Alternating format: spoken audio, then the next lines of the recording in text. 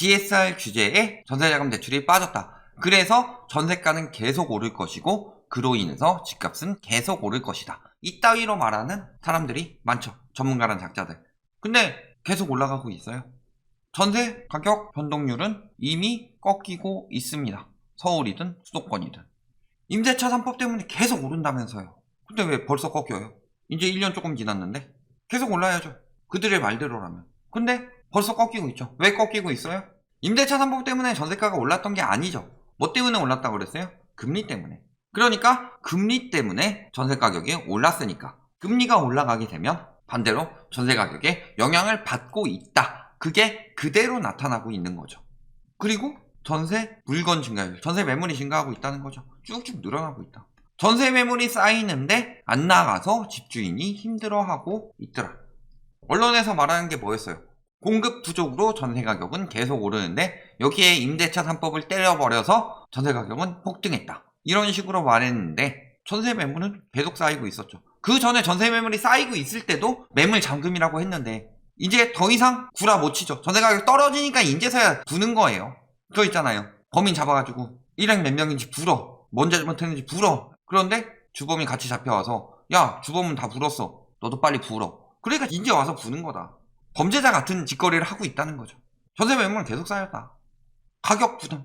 계약갱신 청구권 때문에 5억 올려 내놓는다. 이게 언론이 사기를 쳐서 임차인뿐만이 아니라 임대인도 피해를 입는 거다. 왜? 4억이었던 전세에서 한 4억 1, 2천 뭐 이 정도로 평소대로 내놨으면 문제 없었을 건데 문제는 뭐예요? 1억 더 올려가지고 5억으로 내놓으니까 어떻게 된 거예요? 임차인들은 안 들어가죠. 그런데 임대인들은 그렇게 안 하면 손해보는 것 같아요. 계약갱신 청구권 때 전세가 못 올려요? 5% 상한 내에서 올리죠. 5% 상한 내에서 올린다는 거는 지금 물가 상승률 얼마예요? 2% 나오는데 굉장히 높다고 하죠. 근데 2년간 5%예요. 물가가 엄청 높을 때 수준으로 전세 가격을 올릴 수 있다는 얘기예요. 이걸 손해보는 것처럼 언론에서 말해서 임대인들이 손해보는 것처럼 비싸게 내놓으니까 어떻게 되는 거예요? 나가지 않고 그것 때문에 힘들어하고 있다. 즉 언론의 장난질과 이권이 엮인 전문가라는 작자들의 장난질, 그 다음에 팔아쳐먹는 유튜버들의 호도, 이런 것들 다 섞여가지고 진짜 피해보는 것들은 임대인, 임차인 다 피해보고 있다. 다 보이죠. 자, 내년부터 원금도 갚는다. 자, 이번 대출 정책을 보면은 주택담보대출, 그 다음에 신용대출은 원리금 상한을 강화하겠다라고 했지만 전세자금 대출에 대해서는 강화가 아니라 원리금을 강화하면 메리트를 주겠다. 근데 그 메리트를 누구한테 주느냐? 은행에게 주는 거죠. 은행도 당연히 전세자금 대출이 부담이 되죠. 이자는 얼마 안 되는데 2년 동안 그 돈이 묶이는 거예요. 그러니까 은행권에서도 분할 상환을 시켜야지, 이런 생각이 많이 들겠죠. 우대금리 등 뭐 혜택을 준다라고 하는데 잘 생각해 봅시다. 자산 거품이 꺼지는 시기에 파산이나 이런 것들이 늘어나면 은행이 엄청난 부담을 감내하게 됩니다. 그래서 예전에 무너진 게 리먼 브라더스 은행이었죠. 그렇다면은 이번에 그 부담을 줄이기 위해서, 전세 같은 경우는 안 무너져요. 전세는 돌려받을 돈이잖아요. 전세가 위험한 이유가 뭐예요? 집주인이 경매를 넘겨버렸다. 그리고 전세가율이 높은 곳에서 유찰이 났다. 전세가율 웬만한 데서는 두 차례만 유찰 나도 세입자는 원금도 못 찾아요. 그러면 전세 자금에 피해가 안 보느냐? 볼 수밖에 없죠. 그런데 전세가율이 높은 데는 어떻게 들어가냐? 은행에서 질권 설정으로 들어가든가 혹은 채권 양도 형식으로 들어가게 되죠. 왜냐면은 특히 채권 양도 형식으로 들어가는 경우가 보통 전세가율이 높고 은행에서 채권으로 회수해야 된다. 집주인이 조금 괜찮아져야 질권 설정 들어가는 거고. 그러니까 어떻게 되는 거예요? 집주인이 무너져서 경매 넘겨버린다고 집주인한테 받아내야 되는 거예요. 경매 넘겨서. 그러면 어떻게 돼요? 은행에서는 회수가 안 될 수가 있다는 거죠. 그렇다면은 미리미리 원리금으로 회수를 해둬야 되겠다. 이런 상황이죠. 그리고 이번 후속대책 때 뭐라고 그랬어요? 검토 가능한 추가 관리 방안 중에서 차주 단위 적용 대상 추가 확대 뭐 이런 것도 있고, 금리 인상 충격 완화해서 스트레스 DTI, 스트레스 DSR 도입 이런 것도 있지만 전세 대출이 증가세를 관리하기 위해서 DSR에 전세 대출 원금을 적용할 수도 있다. 요거는 추세 보고 하겠다는 거예요. 계속 오르면 하겠다. 자, 그러면은 첫 번째, 지금 뭐 분할 상환이나 이 정도 대출 규제에서 전세 가격이 잡혔다. 그러면은 잡힌 거죠. 그런데 만일 안 잡혔다. 그럴 경우는 어떻게 해야 되는 거예요? 추가로 들어간다는 거예요. 그러니까 더 오른다. 더 오르면 저거 할 거고, 안 오르면 안 오르는 거고, 더 오르면 저거에서 막을 거다. 결국은 더 올라봤자 얼마 오르기 힘들다는 거죠. 전세가 상승으로 집값 계속 올라가는 게 말이 되냐. 전세가도 한계가 있어요. 신용대출 막혔죠. 적어도 20%는 갖고 있어야 전세를 들어가는 건데 그것마저도 지금 한계에 부딪히고 있다. 현금 많은 사람들이 전세 살면 되잖아요. 현금 많은 사람들은 전세 살겠어요? 이미 매매했지?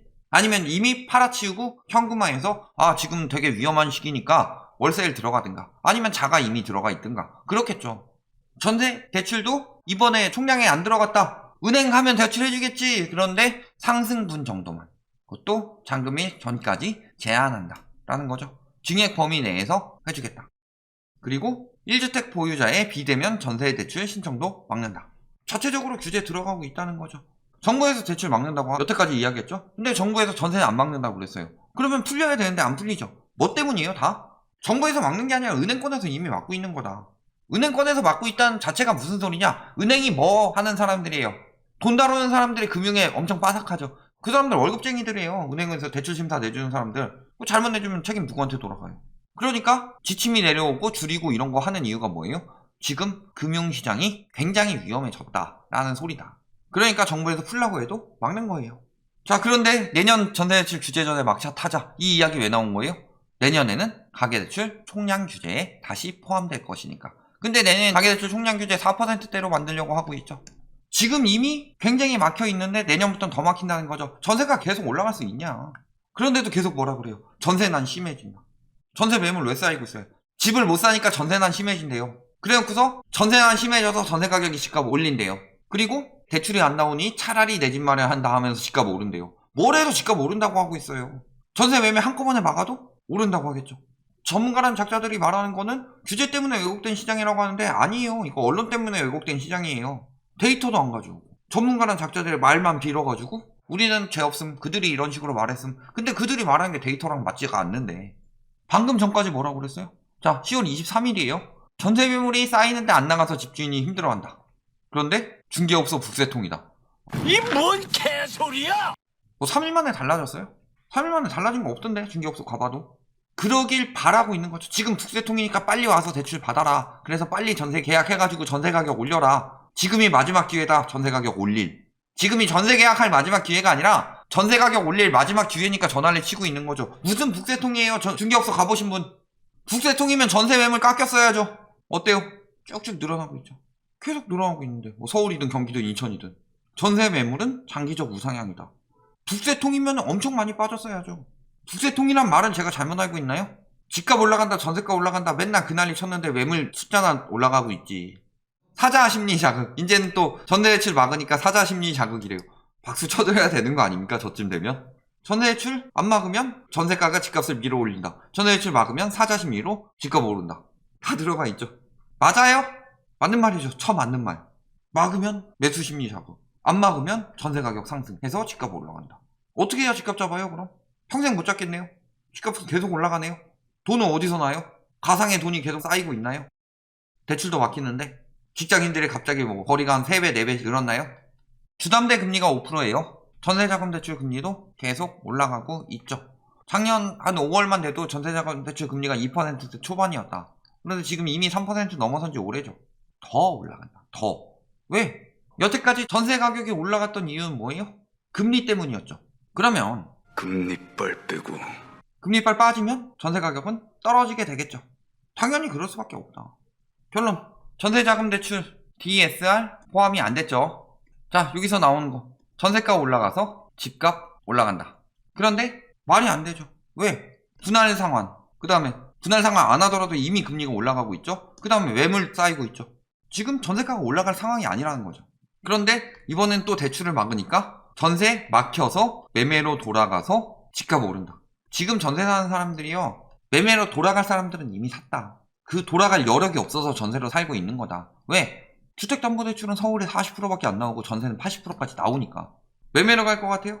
아니요. 전세자금 대출 막히면은 떨어진 전세 가격으로 가든가 아니면은 호가 안 떨어지고 그 시기에 물리면 월세로 가든가 이렇게 되는 거예요. 그리고 그 물린 사람들은 원래 월세 살던 사람들이 저금리로 대출 잔뜩 받아서 전세에 들어간 건데 이번에 다시 막히니까 월세로 다시 돌아갈 뿐이다. 무슨 전세에 월세화야. 전세가 계속 상승한다고요? 얼마 안 남았고 예전에 그 MB정부 때랑 다르게 그때는 덮을 전세 자금 대출이라도 있어서 집값 떨어지면서 전세가를 올려서 거품 방어를 한 건데 지금은 그것도 안 된다. 전세 가격 앞으로 같이 무너질 수 있다. 지금은 전세 살기도 굉장히 위험해졌다. 그러니까 전세 자금 대출 되든가 이런 거에서 원금 보장이 되도록 꼭 들어가야 된다. 여기까지 말씀드리겠습니다.